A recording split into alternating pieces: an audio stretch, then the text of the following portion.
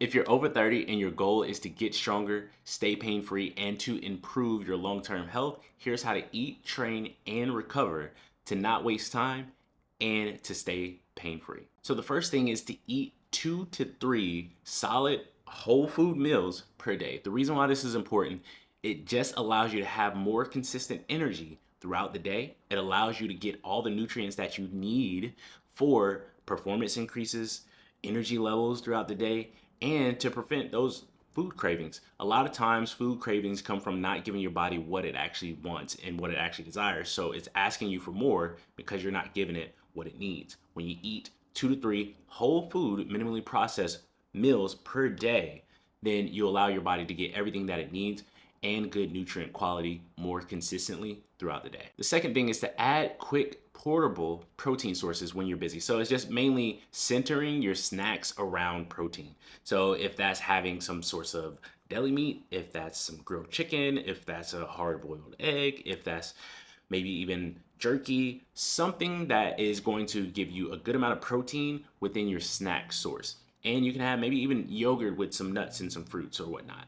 So just making sure your snacks are centered around protein so you're giving your body the building blocks that it needs in order to build back up and not stay in a state of breaking down. Because when you're in your 30s and you're a little bit older, you have a lot more going on and your body kind of slows down from all the stress that you've put on it over the years, and then now it's slowing down and those things are kind of catching up to you. I'm pretty sure you all know once you hit that 30 mark. In me, it was kind of like my early 20s or my late 20s that I actually started to feel the effects of all of the things that I put my body through when I was younger. The third thing in this eating category is to build simple plates. All that means is just kind of having a balanced plate that could be protein, vegetables, some type of starch, and some type of fat in there. So if you have a handful of nuts on your plate, you have some vegetables on your plate, maybe a little bit of potatoes, and then also some protein sources. The reason why this works is because it takes you out of the mindset of restrictive or bad.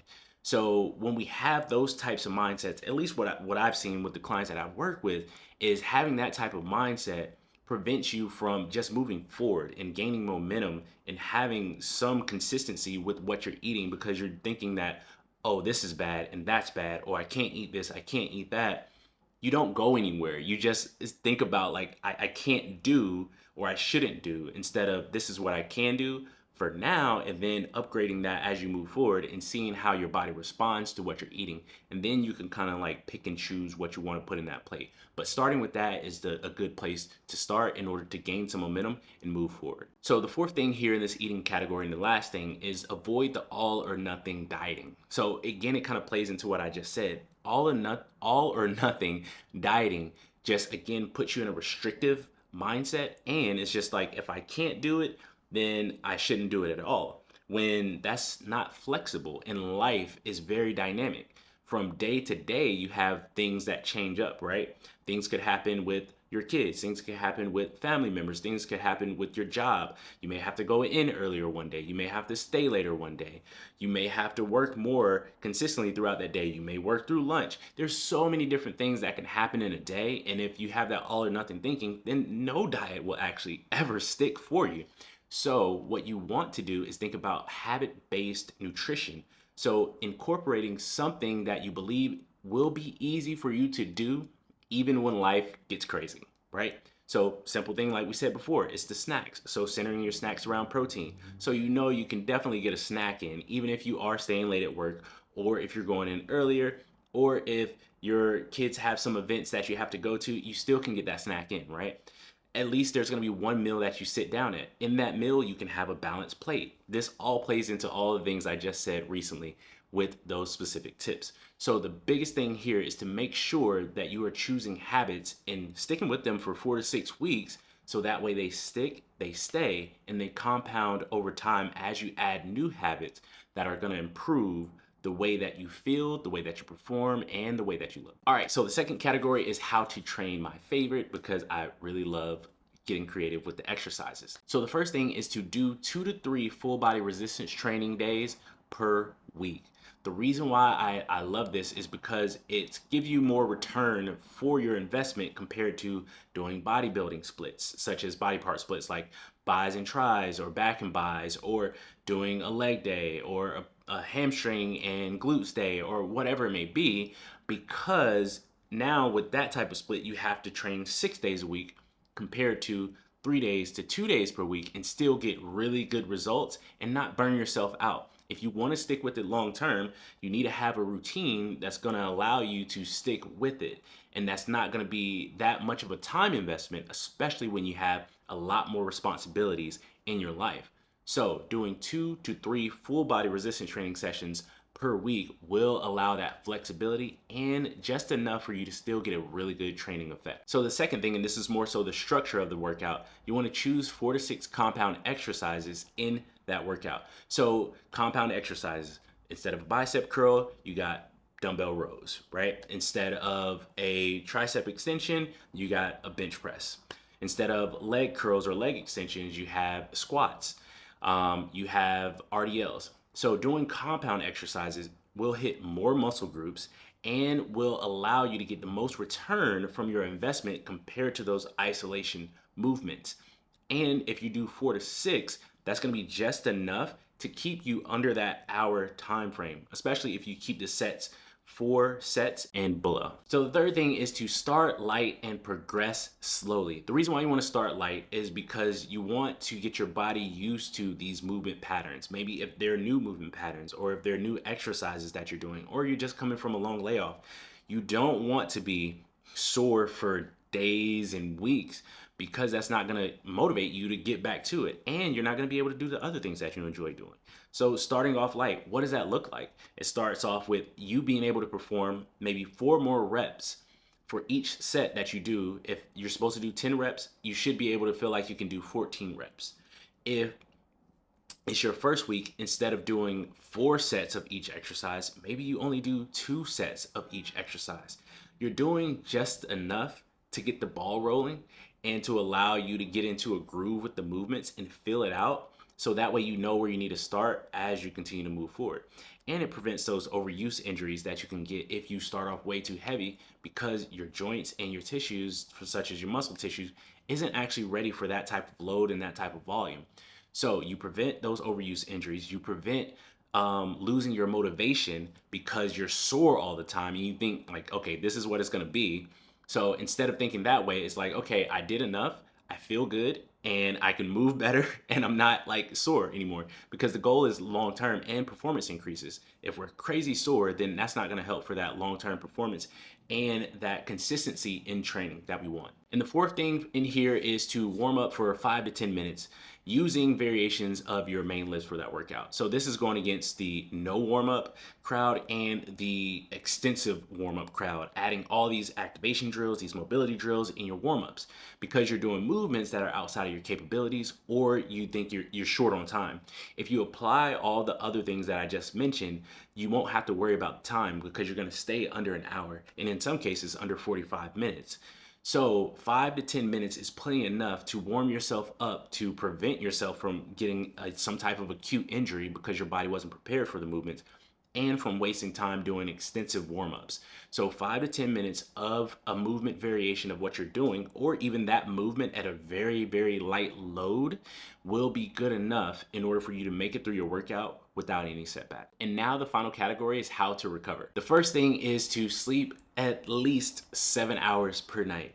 Now, I know people hear that and they're just like, oh, okay, here we go with the sleep thing again. But understand that people promoting that less sleep and that you can still get these performance gains that you want, some of them actually might be on some stuff, and then they're not telling you the full picture of what they might be going through. They might be going through some joint aches and some joint pains or whatnot, and they just promote that type of lifestyle, not working with a multitude of other clients. So what I've seen work for my clients, the ones that actually consistently get good sleep, they perform way better during that week, because we have a weekly check-in, and when I see that their sleep was really good that week, all their numbers usually correlate with that. When they have bad sleep, their numbers are down, they start to feel a little achy, and then in some cases, people end up getting acute injuries happening because they're ignoring that sleep factor. So if you don't want to get into some type of overuse injury or an injury, or just have low energy and just no drive to do your workouts, at least 7 hours of sleep per night is what you want to shoot for. The easiest and quickest way to think about getting this correct is to make a nighttime routine for yourself and stick to that routine. Set an alarm to actually say you're going to wind down at a certain time and stick to that. It may not work at the beginning, but you'll gradually kind of adjust to make it work for your lifestyle, for your schedule, and what you have going on in your life. The second thing is to move daily. And this could be walks, this could be biking, just some type of movement that's gonna keep your joints healthy. When we move, we actually give our joints the nutrients that it actually needs in order to stay healthy and to move efficiently without breaking down. When we don't move, our joints don't get nourished that much and they can start to break down over time the more we stay inactive. So, and also improving that blood flow. So, increasing the blood flow in your system as you continuously move throughout your days will allow your body to actually freely flow those nutrients to the areas that actually need more. So, the areas that may be broken down a little bit from your workout or even past injuries, or just some things that you put in your body that may not be that good for you. So your body starts to clean those things out, because as we move, we breathe a little bit more. That blood flow continues to go a lot better during that movement. So that way we can clean those things or clear those things out of our system. We don't need more detoxes. We need more movement, which is going to help with detoxing our body. So those things are essential, or those things are the things that actually help our bodies improve and feel good for the long term. And the third thing is to, I can say, keep stress low, or let's just say find times in your day to minimize or break away from stress. So de-stressing kind of. So this can be taking a walk in nature, 5 to 10 minutes. This can be journaling. This can be doing some type of breath work. This can be things that are just low intensive. Maybe if it's reading a relaxing book or having a fun conversation with somebody that you enjoy being around and being with, family member, friend, or significant other, things like that. That's going to allow you to break up that chronic stress that you may have going on throughout your day, which is going to allow your body to get into a state of rest and then build back up instead of being in this chronic state of breakdown. So you want to break that up, especially if you have a lot going on in your life. You want to break that up with those specific things. And you got to find the one that works for you. Not each one of these aren't created equal. Some people, journaling can start to become stressful. For some people, breath work can be a little bit too intensive for them, even if they are trying to do it, because they may have something going on there. For some people, they may not be able to walk out in nature. So you have to find what actually works for you and your situation, but still implement it on a consistent basis. If that's in the morning, if that's in the afternoon, or if that's in the evening, something that's going to help break up the stress. And typically you want to implement it somewhere around, maybe it's dinner, or maybe it's before bed, maybe it's before your lunch in the middle of the day, and maybe it's right after you wake up in the morning, just to kind of get yourself rolling a little bit if you might not have had like really good sleep that night. And the last thing in this recovery category is to choose joint friendlier variations of your exercises when something hurts. So the reason why this works is because, one, you're working around that injury that you have, and it may not be an injury, but it may just be like some joint irritation that could lead to an injury if you don't make modifications to it. So it's either working around, doing a different variation of that movement, or just working around and not doing that movement pattern at all and doing more of other movement patterns for the time being. And again, if the goal is to have long-term success with your fitness journey, then you don't have to worry about in the short term, because it's a long-term goal. So making those modifications won't set you back from your overall long-term goal. So that's what I've ran into a lot with a lot of my clients. It was just like, hey, I have to tell them that you won't mess up your progress when it comes to your long-term performance goal if you take these steps back right now, because that's going to prevent you from having to take 20 steps back instead of maybe 2 to 3 steps back, if you continue to move forward with what you have going on right now.